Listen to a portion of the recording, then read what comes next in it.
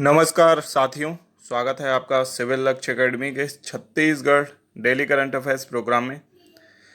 निम्न में से किसने हाइब्रिड टीवी के एजुकेशन एंड बिजनेस अवार्ड 2023 में 6 पुरस्कार अपने नाम किए हैं?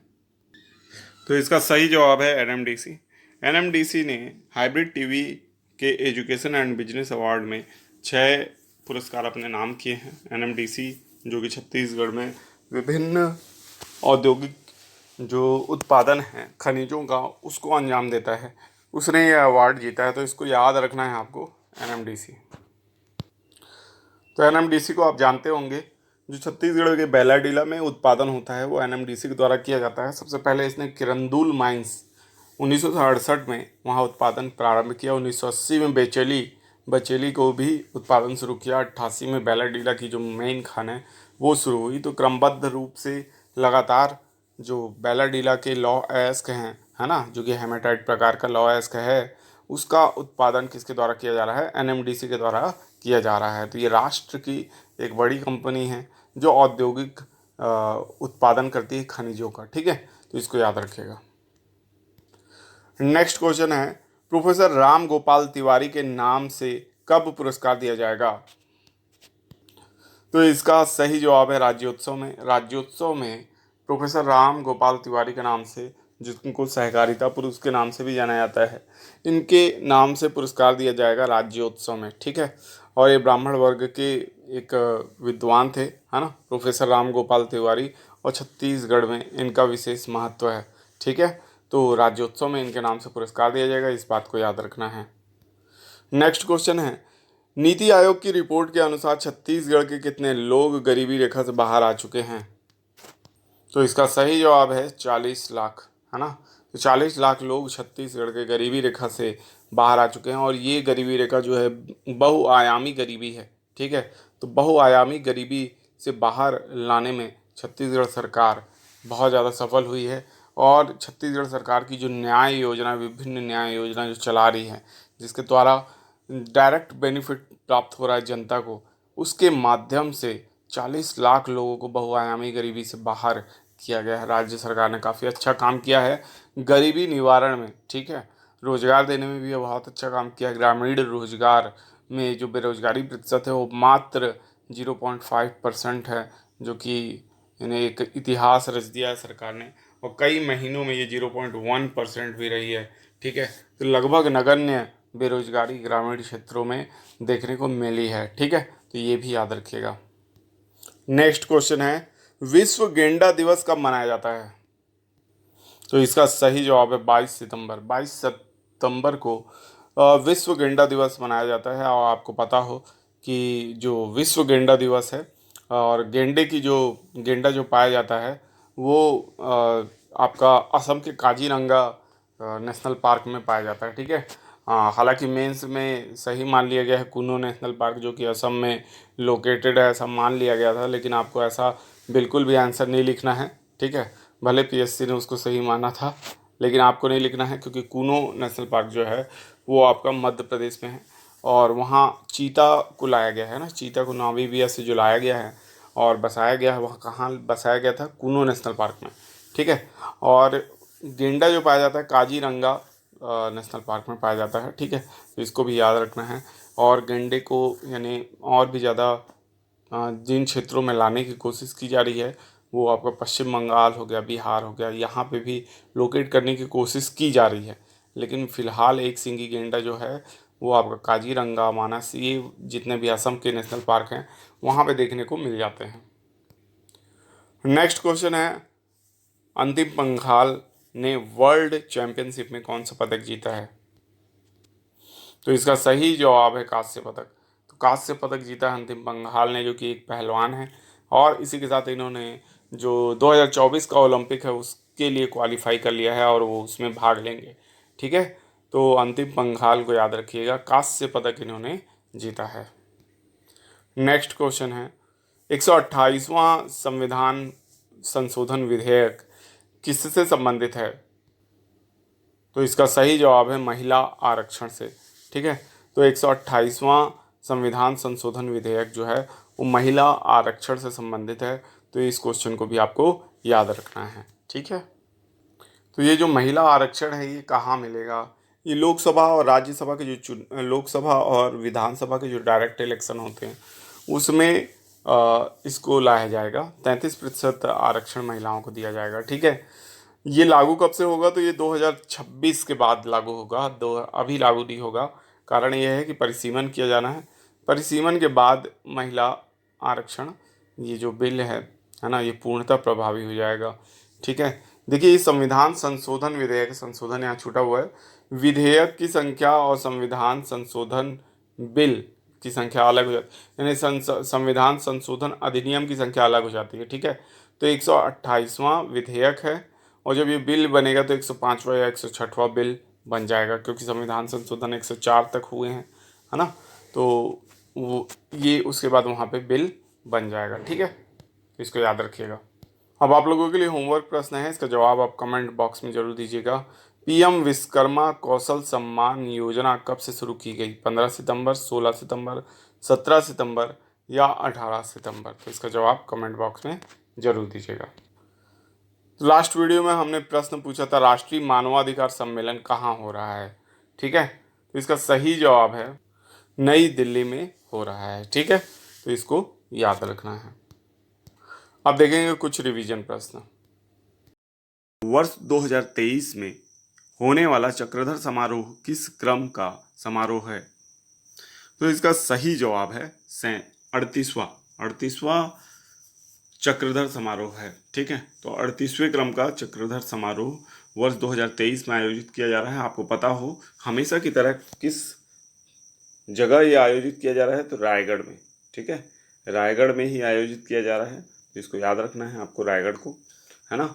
और चक्रधर समारोह मुख्यतः किस क्षेत्र से संबंधित है? तो ये संगीत कला क्षेत्र से संबंधित है, संगीत से संबंधित है। ठीक है, तो इस क्षेत्र से संबंधित जितने भी कलाकार हैं वो अपना आयोजन देते हैं, गायक गीत गाते हैं, और जो वादन का कार्य करते हैं वो अपना वादन यहाँ प्रस्तुत करते हैं। ठीक है, इस समारोह के माध्यम से जो लोक कला और संस्कृति है, ठीक है, उसको बढ़ावा मिलता है। एक तरीके से क्लासिकल डांस, क्लासिकल म्यूज़िक को बहुत ज़्यादा बल मिलता है। ठीक है, तो इसको याद रखना है आपको। नेक्स्ट क्वेश्चन है, हाल ही में अनन्या पांडे ने किस खेल में रजत पदक जीता है?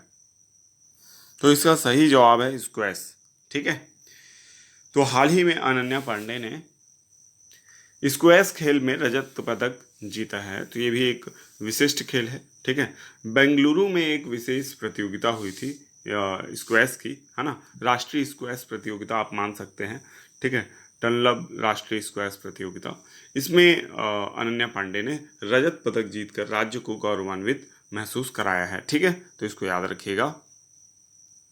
नेक्स्ट क्वेश्चन है, ईडी ने या ईडी के प्रभारी निदेशक कौन बने हैं? तो इसका सही जवाब है राहुल नवीन। ठीक है, राहुल नवीन ईडी के प्रभारी निदेशक बने हैं। ठीक है, और ईडी अभी बहुत न्यूज़ में रहा है छत्तीसगढ़ में। आप लोगों को याद हो कि ईडी ने बहुत छापे मारे। ठीक है, आपको पता हो कोरबा कलेक्टर, पूर्व कोरबा कलेक्टर बोलना चाहिए, जो रानू साहू थी, उनके यहाँ छापे पड़े और बड़ी मात्रा में पैसे निकले। ठीक है, और उनको गिरफ्तार भी कर लिया गया, अभी भी जांच चल रही है उनके खिलाफ। ठीक है, कि आय से अधिक संपत्ति उनके पास कहाँ से आई और इतनी मात्रा में पैसे वो कहाँ से लेके आए हैं। ठीक है, इसके अलावा बहुत से अधिकारी जो रायपुर में विद्यमान हैं, ठीक है, मौजूद हैं, उन सभी के घरों में छापे पड़े। तो निश्चित तौर पे सीजीपीएससी के जो चेयरमैन, पूर्व चेयरमैन और जितने भी लोग हैं जो मतलब तथाकथित घोटाले में इन्वॉल्व हैं, उनके यहाँ भी ईडी को छापे जरूर मारने चाहिए। ठीक है, क्योंकि हाल ही में हाई कोर्ट ने तो जांच के आदेश दे ही दिए हैं कि जो भी 2021 की परीक्षा है, जो 2020, 21 और 22, इसके अलावा 2019, इन सारी परीक्षाओं की जांच होनी चाहिए। मेरे को लगता है 2018 से ही जांच शुरू कर देनी चाहिए और सीबीआई को जांच करनी चाहिए और उन एग्जामिनर्स को बैठाना चाहिए कि कैसे तुम कोरे कागज़ में नंबर देते थे, बताओ। हाँ, हमको भी सिखाओ कि कैसे 3 लोग कोरे कागज़ में सेम नंबर दे रहे हैं। नेक्स्ट क्वेश्चन है, विश्व ओजोन दिवस कब मनाया जाता है? तो इसका सही जवाब है 16 सितंबर को है ना। विश्व ओजोन दिवस 16 सितंबर को मनाया जाता है ना, इसको याद रखना है। और ये जो ओजोन दिवस है ये ओजोन संरक्षण के लिए मनाया जाता है, ठीक है। अब ओजोन संरक्षण करना क्यों जरूरी है, ओजोन कहाँ पे है, ओजोन गैस की परत कहाँ पे विद्यमान है, तो ये आप कह सकते हैं समताप मंडल में विद्यमान है ना। और ये ओजोन परत जो है हमारी रक्षा करती है परावैंगनी किरणों से, जो कि सूर्य से आती हैं, ठीक है। उनको ज़्यादातर एब्जॉर्ब कर लेती है और रिफ्लेक्ट कर देती है, ठीक है। तो ओजोन संरक्षण बहुत ज़रूरी है। ओजोन छिद्र हो गया था एक बार अंडमान निकोबार बोल रहा हूँ, अंटार्कटिका महाद्वीप के ऊपर, ठीक है। अंटार्कटिका महाद्वीप से ये जो छिद्र था वहाँ से डायरेक्ट जो किरणें हैं वो आ रही थी, और यही कारण है कि अंटार्कटिका की जो ग्लेशियर है वो तेजी से पिघल भी रही थी। वर्तमान में जो ये अ, कह सकते हैं ओजोन परत है वो पूरी तरीके से भर चुकी है और छेद खत्म हो चुका है, इसलिए अभी पृथ्वी पूरी तरीके से सुरक्षित है। नेक्स्ट क्वेश्चन है, पीएम विश्वकर्मा कौशल सम्मान योजना कब से शुरू की गई है, तो इसका सही जवाब है 17 सितंबर, ठीक है। 17 सितंबर को देश के प्रधानमंत्री श्री नरेंद्र मोदी जी के द्वारा पीएम विश्वकर्मा कौशल सम्मान योजना का शुभारंभ किया गया। इसमें 18 प्रकार के जो रोजगार हैं या कह सकते हैं कौशल हैं उनको शामिल किया गया है, ठीक है। जैसे कि मोची का कार्य, दर्जी का कार्य और इस तरीके के बहुत से कार्यों को इसमें शामिल किया गया है। अस्त्र बनाना, है ना, पेंटिंग करना, ये जो पेंटर वगैरह का वर्क जो रहता है उसको शामिल किया गया है, ठीक है। तो इस तरीके के छोटे बिजनेसेस को इसमें शामिल किया गया है और उनको किसी न किसी तरीके से लाभ पहुंचाने की योजना है पीएम विश्वकर्मा कौशल सम्मान योजना। बहुत सी योजनाएं हमारे यहाँ चली हैं, जैसे कि प्रधानमंत्री जन धन योजना जो कि 2014 में चली थी, 28 अगस्त 2014 को, है ना। तो इसको भी आपको याद रखना है। मेक इन इंडिया भी 2014 में ही स्टार्ट हो गया था, ठीक है। फिर अगर मुद्रा योजना देखें तो 15 में ही स्टार्ट हुआ। स्किल इंडिया, है ना, स्टैंड अप इंडिया, ये सारी डिजिटल इंडिया 2015 की योजनाएं हैं। तो इस तरीके से काफ़ी सारी योजनाएं जो हैं प्रधानमंत्री श्री नरेंद्र मोदी जी के कार्यकाल में शुरू की गई हैं, है ना। प्रधानमंत्री आवास योजना देखिए कितनी ज़्यादा सक्सेसफुल योजना है। इसके अलावा अगर आप देखेंगे तो प्रधानमंत्री नल जल योजना जो है अभी बहुत तेज़ी से इसमें काम हो रहा है, लगभग हर घर के सामने इस समय नल बनाया जा रहा है, ठीक है। तो इसको याद रखिएगा। नेक्स्ट क्वेश्चन है, वर्ल्ड स्पाइस कांग्रेस का 14वां अधिवेशन कहाँ आयोजित किया जा रहा है, तो इसका सही जवाब है नवी मुंबई। नवी मुंबई में वर्ल्ड स्पाइस कांग्रेस का 14वां अधिवेशन आयोजित किया जा रहा है, ठीक है। तो आप जानते हैं स्पाइस बहुत आवश्यक मसाले हैं, और स्पाइस मतलब मसाले, ठीक है। याद कीजिए पुर्तगाली मसालों को ढूंढते हुए ही इंडिया आए थे, और बाद में यही एक कारण बना कि जब समुद्री मार्ग की खोज हो गई तो भारत गुलाम बना, भविष्य में उपनिवेश बन गया ब्रिटेन का, है ना। तो पुर्तगाली खोजे और ब्रिटेन का उपनिवेश बन गया कैसे, तो भाई ब्रिटिश सत्ता ने जो कंपनी के थ्रू शासन करने का जो कह सकते हैं शानदार गेम खेला था, वैसा गेम किसी और कंपनी ने यानी किसी और देश ने नहीं खेला। इसलिए जो ब्रिटिश ईस्ट इंडिया कंपनी है वो एक्सपेंड करने में बहुत ज़्यादा सफल रही, ठीक है। तो टॉपिक पे वापस आते हैं, और वर्ल्ड स्पाइस कांग्रेस को आपको याद रखना है 14वां अधिवेशन इसका हुआ और नवी मुंबई में आयोजित किया, है ना। वासी, नवी मुंबई के वासी